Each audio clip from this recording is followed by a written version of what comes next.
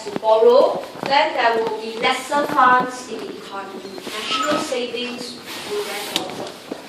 Okay, alright, so this is a very simple function. So when we do our discussion later on in Mundell farming, we will see, alright, that a country's investment level, okay, can be affected by the source of funding in the economy. Okay, and this is a scenario as depicted for the US economy, alright, showing us the growing trade deficit and the growing budget deficit. It could dampen investments, right, in the entire economy. Okay, so we won't spend too much time here, alright, we will do it again in the tutorial. But now let's move on to the remaining pages. Now, I will not teach too much, alright, for these 2 pages, alright, you go back read through yourself.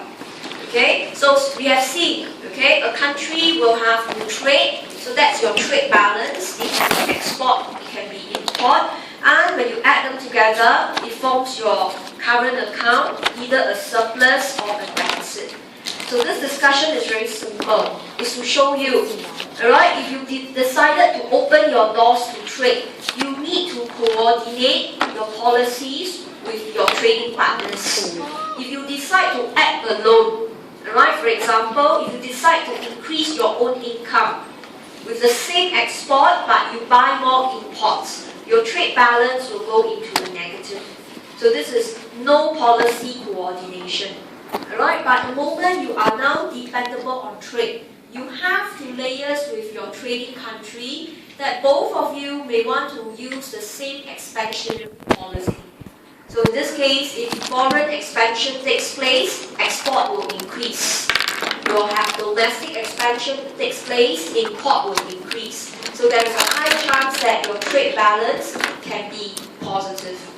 Alright, so when we are talking about globalization, alright, coordinated policies are important. Okay, but will this really take place?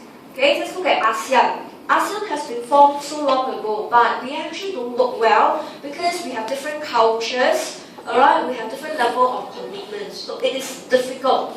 Alright, so this entire discussion highlights, while it is good to have coordinated policies, but it is very hard to realize them. Okay, right? Then at the same time, there are countries, okay, who continue to act selfishly.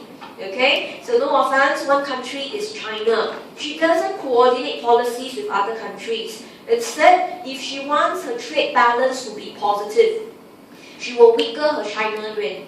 Because when the China yuan is weakened, export will go up, alright, import will go down, and she can gain a trade balance on her own. But she will ignore what other countries will do. Alright, so this is the discussion at the bottom of the paragraph. Alright, that some countries, like for example China, they tend to manipulate their currency. So they don't actually look at fiscal and monetary policy instead.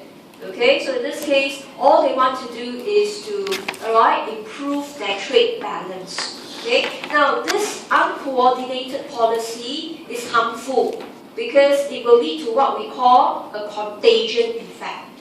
Alright, so if China continues to weaken her yuan, all the trading partners will have to also weaken their currency. If their currency stays too strong, they cannot sell. They will lose their competitiveness to China.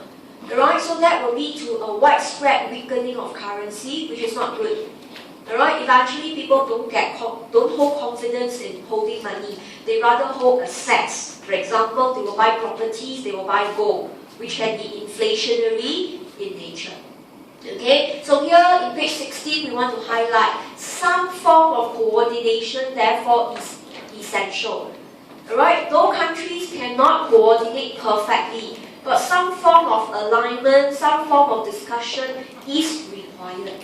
Okay, and one of the very successful coordination was the G20 discussion. So periodically, you hear over the news, countries, they will congregate, alright, for a G7 or a G20 meetings. Alright, you actually pick some of the strongest economy, they will come together and share their policies, share, alright, their growth plans and development, so that they can align their policies. Okay, then with the onset of the financial meltdown, with the onset of the financial meltdown in 2008, countries see the need, the more they need to help each other to get out of the crisis. Alright, so therefore, realizing the impact of globalization, countries do see the need to come together for policy coordination. Okay, now Singapore is not in the G20 because we are not sizable enough. But Singapore has been recognized that our growth has been sustainable. Right? Some of the actions that we take are suitable. So we are always invited as an informal member to sit in these meetings and to contribute, and to share our plans. Okay, so countries, whether you are big or small, have to come together in a way or another to share, or even to discuss what are the plans that they can align their policies. Okay, so here it tells you in an open economy, it's not just that the multiplier is smaller, but at the same time the economy is very vulnerable. Alright, you must have coordinated policies. Alright, if not, you would see if you work on your own, you tend to suffer. Okay, so just spend a bit of time reading page 16 to 17. Okay, but today we want to focus on a very important discussion known as the UIP, Uncovered Interest Parity. Now, in recent years, questions on UIP is gaining importance. Okay, now the best example to illustrate UIP is Singapore and US. Alright, you don't have really other examples already. Okay, because for this theory to work, there must be two very specific assumptions. Right? Number one being as given in point 1. The two bonds or the two financial assets, between the countries must be perfect substitutes. Alright, as given here, they must be almost equally risky. The risk disparity cannot be too large. You cannot put Singapore side by side with Thailand. Thailand's risk level is too high already. So you cannot say they are perfect substitutes. Alright? So neither will you put yourself with, say, Malaysia. Okay, alright? The risk level also differs. Okay, so in this case, the first assumption of this theory is, alright, investors, they want to buy local or foreign assets. They have to choose. But for the model to work, the first assumption, they must be perfect substitutes where they are deemed to be equally risky. Alright? Of course, the risk level is not exactly the same, but if the risk level is small, at least you can pay a risk premium. Alright? When you can still align the risk level. Secondly, they are perfect substitutes because the transaction cost, your conversion fee, your agency fees are very small. So they will not distort the returns of your financial assets. Thirdly, two countries must share almost the same tax and capital gains system. Alright, when you make earnings from your financial assets, you have to pay tax. So your net returns, in this case, in both countries, must be the same. Okay, now this is the first assumption. Right, for Singapore and US bonds, to be able to work under UIP, they must be deemed as close, if not perfect substitutes. And the second assumption, the L is missing, please put in free capital mobility. Alright, we cannot put Singapore with China, Singapore with Korea, Singapore with Malaysia, because these countries have capital control. Alright, but you compare Singapore with US. Alright, both countries shares, these characteristics. That anytime when you want to move your money between the countries, you can easily do so. You can quickly buy or sell, your financial assets. Whereas in Malaysia, there is a limit of how much money you can bring out from Malaysia. Or even the case of China and Korea. So in this case, that is not free capital mobility. That is restricted already. So here we could see, we bring Singapore and US side by side.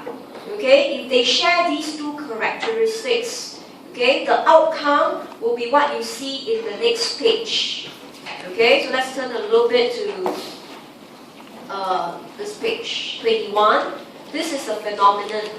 The UIP, it's a behavior that tells us if you pick two countries, okay, the financial assets are close substitutes, and money is able to move freely between them, you will see that the interest rate movement will be in the same direction.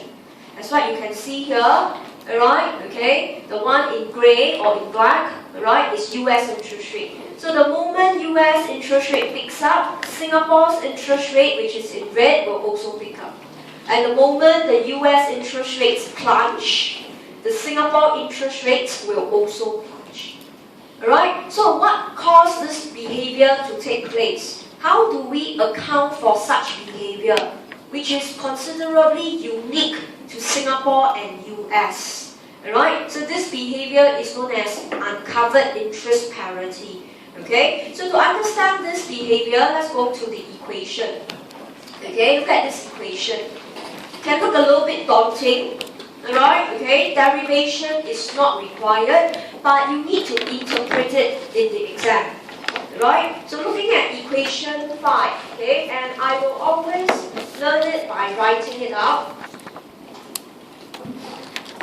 Okay, so I'll write it one more time to